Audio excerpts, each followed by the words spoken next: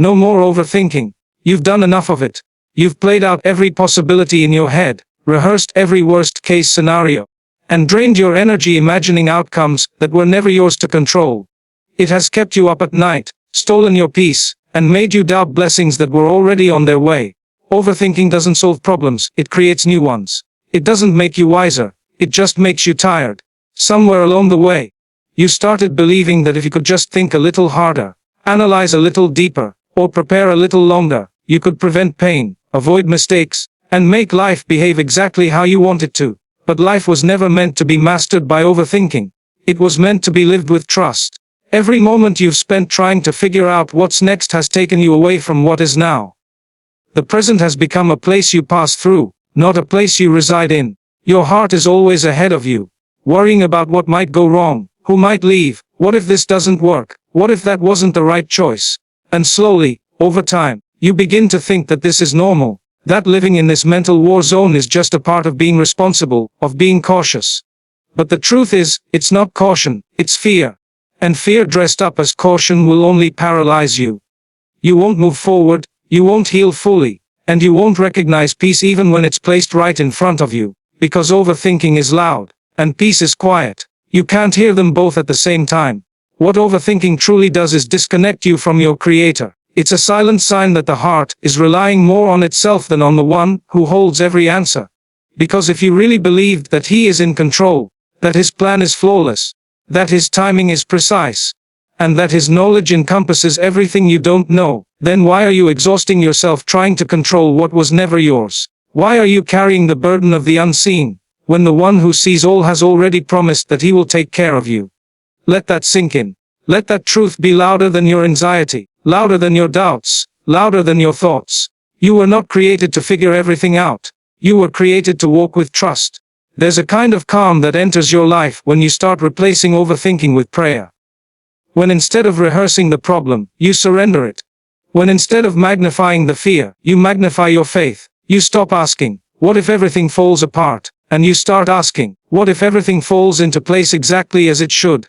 That shift, from fear to trust, from anxiety to surrender, is not just a change in mindset. It's a healing of the soul, because overthinking is not just about thoughts. It's a spiritual battle. It's the heart crying out for stability, for reassurance, for control in a world that is unpredictable. And the only one who can offer that kind of unshakable stability is the one who never changes. Overthinking is like standing in quicksand. The more you struggle with it, the deeper you sink. But when you become still, when you pause, when you breathe and remember that nothing escapes the knowledge of your Lord, that even the smallest leaf doesn't fall without His permission, then something shifts inside you. You begin to understand that control was never the goal. Trust was. And trust is what anchors you when life feels chaotic. Trust is what keeps you steady when your thoughts try to pull you in every direction. Trust is what quiets the storm within you even when the storm around you is raging. You've missed out on too much already. Not because you didn't try hard enough, but because you couldn't stop trying to predict the future. You've let go of moments that were meant to be savored, simply because your mind was too occupied with what might happen next. You've postponed your joy, waiting for certainty. You've delayed your healing, waiting for the perfect answer. And you've forgotten that peace isn't found in answers. It's found in acceptance. Acceptance that you won't always know why. Acceptance that you won't always see the full picture. Acceptance that things might unfold differently than you planned. But also the acceptance that His plan is always better, even when it doesn't look like it right now. Overthinking is fueled by the illusion that if you just think hard enough, you'll find the missing piece. But the missing piece isn't a thought, it's a belief. A belief that you are held, guided, protected, and provided for. That nothing written for you will miss you. That what's delayed is not denied. That rejection is redirection. That silence is not neglect. It's preparation. And once your heart truly believes that, your mind no longer needs to keep spinning in circles trying to figure everything out. The most beautiful relief comes when you realize you don't have to have all the answers. You don't have to be perfect. You don't have to make flawless decisions every time. Because even when you make a mistake, there's mercy. Even when you take the wrong path, there's guidance. Even when you fall, there's help. Your value doesn't lie in your ability to calculate outcomes. It lies in your sincerity, your faith, your effort, and your ability to let go when holding on is hurting you. So today, make a conscious choice. No more overthinking. No more running scenarios in your head that only lead to stress. No more doubting your worth because of things you cannot control. No more holding your breath waiting for life to become predictable. Let yourself exhale. Let your soul breathe. Let your thoughts rest. Begin each day with remembrance instead of rumination. End each night with gratitude instead of guilt. And live each moment with presence instead of projection. You are allowed to not know. You are allowed to release what you can't fix. You are allowed to say, I don't have all the answers, but I know the one who does. That is not weakness. That is wisdom. You do your part, and then you leave the rest to him. Not because you're giving up, but because you finally understand that this battle was never yours to fight alone. The moment you stop overthinking is the moment you start living. And that life, grounded in trust, wrapped in peace, and guided by faith, is the life your heart has been yearning for all along. Overthinking is a thief of peace. Not a sign of intelligence but a sign of inner unrest. It creeps in quietly, wrapping itself around your thoughts until every situation feels heavier than it actually is. What may begin as a moment of reflection soon turns into a cycle of doubt, hesitation, and fear. It convinces you that by analyzing something repeatedly, you're being smart, cautious, and prepared. But true intelligence lies in clarity, not confusion. Overthinking clouds judgment, distorts reality, and robs you of the serenity that comes with living in the moment. It's not the mind working overtime because it's brilliant. It's the heart screaming silently because it's unsettled. When the soul is at peace, the mind flows with clarity. But when the soul is burdened by fear, regret, or uncertainty, the mind becomes a battlefield. Overthinking takes the smallest worry and stretches it until it feels unbearable. It creates problems that don't exist and magnifies flaws that others don't even see. What's worse is that it gives you the illusion of control, as if thinking longer or harder will protect you from pain. But the truth is, overthinking never protected anyone. It only prolongs suffering. It disconnects you from the natural rhythm of life, from the divine promise that what's written for you will find its way to you.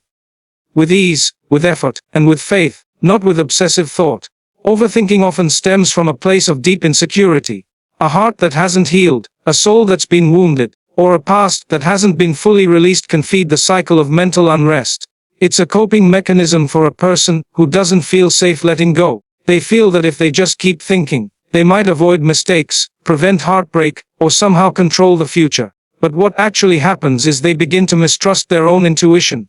They begin to doubt even their best decisions. And in doing so, they start shrinking their own life, afraid to take risks, afraid to act, afraid to live freely. Overthinking becomes a prison made of their own thoughts. It disguises itself as wisdom, when in reality, it's just fear that hasn't been confronted. It disguises itself as caution, when it's actually paralysis. It keeps you stuck in place, replaying conversations, questioning actions, regretting decisions, and fearing outcomes that haven't even arrived. That unrest begins to affect everything. Your relationships, your prayers, your ambitions. You start showing up half-heartedly in life because part of you is always caught in a mental tug of war. You hesitate to commit, to trust, to love, to believe, because the noise in your head is louder than the truth in your heart. The more you overthink, the more exhausted you become. Not physically, but spiritually, because the soul was never designed to live in constant unrest. It was created to seek calm, to find stillness, and to surrender. You cannot control every outcome, but you can control your trust in the one who does. This truth holds the power to quiet the storms that rage within your heart. So much of life is spent trying to manage what was never in your hands. You plan, you prepare, you pray, and still things happen that leave you shaken, confused, and questioning the purpose of your effort. There are moments when no matter how hard you try, the door closes.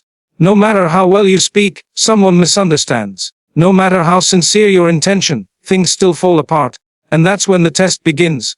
Not the test of your ability, but the test of your faith. The human soul longs for certainty, for reassurance, for patterns that make sense. You want to see the full picture before you take the next step. You want to know that what you're giving your heart to will last, that the risk will be worth it, that the delay isn't denial. But this need to foresee and control is not only unrealistic, it's spiritually exhausting. Life was never meant to be lived with your hands gripping every outcome. It was meant to be navigated with your heart leaning on the one who already knows how everything unfolds. When you try to control every piece of the puzzle, you rob yourself of the beauty of surrender. And when you start surrendering, you begin to experience a peace that doesn't depend on the situation being perfect. The illusion of control is fragile. It shatters the moment life takes a turn you didn't anticipate. where warmth should be. That's when you realize no amount of planning could change the outcome, no amount of overthinking could prevented the twist. But that moment is not a defeat. It's an invitation to hand over what's too heavy, to release what keeps you in fear, and to trust that there is wisdom behind what feels like a setback. When you stop trying to micromanage your future and start managing your faith instead, something powerful happens inside you. You stop fearing the unknown. You stop obsessing over timelines. You stop questioning your path every time things get quiet. Because you understand that your job is not to control. It's to believe. Trusting the one who controls everything does not mean you sit back and do nothing. It means you do your part with excellence, but you don't let the outcome define your worth or dictate your peace. You pray with sincerity. You act with integrity, and then you leave the results to the one who sees what you cannot see. That kind of trust doesn't grow overnight. It grows in the moments where you're tested. In the places where you feel like everything is slipping through your fingers. It's in those very places that you're given the chance to anchor yourself deeper, to remind yourself that you don't need to have all the answers when you're connected to one who already does. The heart heals when it submits, not when it analyzes endlessly. Healing doesn't come from repeating the pain in your mind over and over again, searching for explanations that may never come. It doesn't come from dissecting every detail, every word, every moment that broke you. That cycle of thought feels like it might bring relief, as if understanding the cause deeply enough will somehow undo the damage, but it doesn't. Instead, it deepens the wound. The more you overanalyze, the more you reap what was trying to close. The heart isn't a machine that fixes itself through logic. It's a delicate vessel that finds peace through surrender. There is a sacred kind of healing that begins when the heart stops striving to make sense of everything and instead bows to the reality that not everything is meant to be understood. Some things are meant to be experienced, endured, and released. Submission is not weakness, it is a higher form of strength. It is a quiet but powerful decision to say, I will no longer carry what is not mine to carry. I trust there is meaning even if I can't see it yet. That kind of submission realigns the heart with its source, the one who mends without needing permission and heals without needing explanation. It is in this space that the soul breathes again. When the heart submits, it doesn't mean you don't care. It means you choose peace over pain, acceptance over resistance, and trust over torment. The mind may still have questions, but the heart no longer feels the need to chase every answer. The pain that once echoed loudly begins to fade, not because the cause was understood, but because the heart surrendered to a wisdom greater than its own. You stop asking why it happened the way it did, and start focusing on what it's teaching you, how it's shaping you, and where it's pushing you spiritually. Endless analysis keeps you trapped in the past, frozen in moments that no longer exist. But submission opens the door to the present. It allows you to see that healing doesn't come from rewinding life, but from being present enough to feel, to release, and to move forward. You realize that your heart deserves rest, not just understanding. You recognize that closure is not always found in conversations or clarity, but in turning inward and upward, trusting the divine design of every difficulty. The moment the heart stops arguing with the past and starts submitting to the present, healing rushes in. You learn to go of the urge to control, to resolve, to explain. You give yourself permission to feel without judgment, and to move on without needing every piece of the puzzle. In submission, the heart softens instead of hardening, breathes instead of breaking, and trusts instead of trembling. It understands that healing is not a mental equation to be solved, but a spiritual transformation to be embraced. Overthinking drains energy meant for action. Let go and let faith lead. There is a difference between reflection and rumination. Reflection guides you forward, but rumination holds you back. When you overthink, you consume the strength that was meant to be used for progress. You spend hours, sometimes days, tangled in thoughts that bring no resolution. The same questions repeat themselves. What if I fail? What if I choose wrong? What if they leave? What if I'm not enough? And each question chips away at your confidence, your motivation, and your trust in the journey ahead. You find yourself exhausted, not from doing but from thinking about doing. Paralyzed by the fear of outcomes you cannot control, you stay still while life keeps moving. Action requires courage. It requires presence. But overthinking replaces courage with hesitation. It makes you second guess your every move. It makes you hesitate before speaking, before deciding, before trying. You start waiting for the perfect moment, the perfect sign, the perfect clarity that never arrives. And while you wait, the opportunities quietly pass you by. The time that could have been used for growth is spent feeding doubt. Overthinking convinces you that you're being wise, but often it's fear disguising itself as logic. It's fear asking you to sit down when faith is telling you to stand up and take the next step. Letting go is not about ignoring reality. It's about releasing what you were never meant to carry alone. When you let go, you create space for action. You create room for movement. You begin to redirect your energy from endless thoughts to meaningful effort. You understand that faith doesn't demand complete certainty. It asks for trust in the unseen, confidence in the direction even when the road ahead looks unclear. You start replacing questions with prayers, hesitation with action, and fear with faith. This shift doesn't mean you'll never feel afraid again. It means fear no longer makes the decisions. There is power in doing your best and surrendering the rest. When you act with sincerity, when your intentions are pure, then leave the outcome to the one who sees what you cannot see. Your responsibility is in the effort, not in the result. When overthinking tries to trap you in cycles of what if, remind yourself that you are not alone in this journey. Faith isn't the absence of planning. It's the presence of peace while planning. It's knowing that while you move forward, you are guided, protected, and watched over. The path may not always make sense, but every step taken with trust is a step closer to your purpose. The energy you spend questioning, doubting, and fearing could be the same energy used to create, to heal, to build, to speak, to begin again. The more you hold on to the idea that you must have everything figured out before moving, the more stagnant your life becomes. But when you let go of the illusion of control and allow faith to lead, you return to motion, you return to growth, and you return to who you were always meant to become. Silence the noise in your head by listening to the calm within your soul.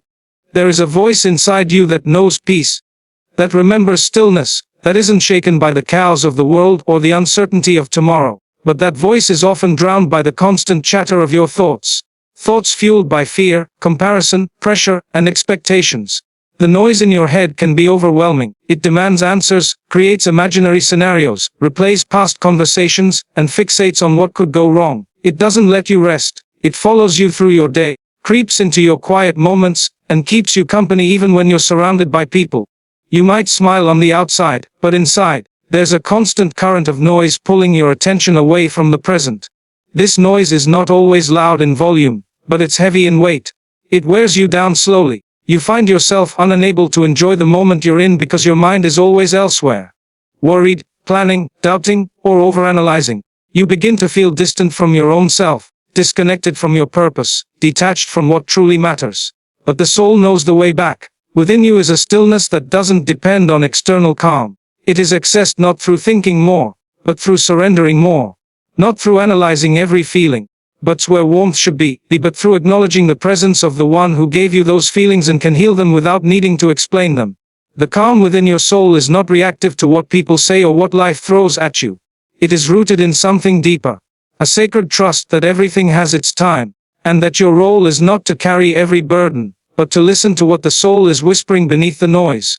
It whispers reminders of who you are, who you belong to, and what you're capable of with His help. But to hear it, you must learn to be still. You must learn to detach from chaos in your head, and tune into the sanctuary within your heart. This kind of stillness is not achieved through force. It comes from remembrance. When you pause to reflect, when you turn your heart in prayer, when you disconnect from distractions and seek your Creator sincerely, the noise begins to soften. Not because the problems have disappeared, but because you are no longer facing them alone. You shift your attention from the noise that confuses you to the calm that centers you. From the thoughts that drain you to the faith that fills you. Listening to the calm within your soul is an act of trust. It is choosing not to panic when everything seems uncertain. It is choosing to slow down when life urges you to rush. It is choosing to feel rather than run, to breathe rather than chase, to remember rather than regret. In that calm is where clarity is born. In that stillness is where the soul feels safe again. And from that place, you can begin to face the world without fear, because your anchor is no longer in the noise, but in the one who quiets every storm. Faith doesn't overanalyze, it surrenders. And in that surrender is strength. True faith. True faith is not about having every answer or understanding every detail of what you're going through. It's not about breaking down every event and trying to make perfect sense of every delay, every loss, or every silence. It's about handing over the things you can't carry, trusting that even the unanswered questions are part of a higher wisdom. Overanalyzing convinces you that certainty brings peace, but faith teaches you that surrender brings a deeper peace. One that doesn't rely on knowing but on trusting.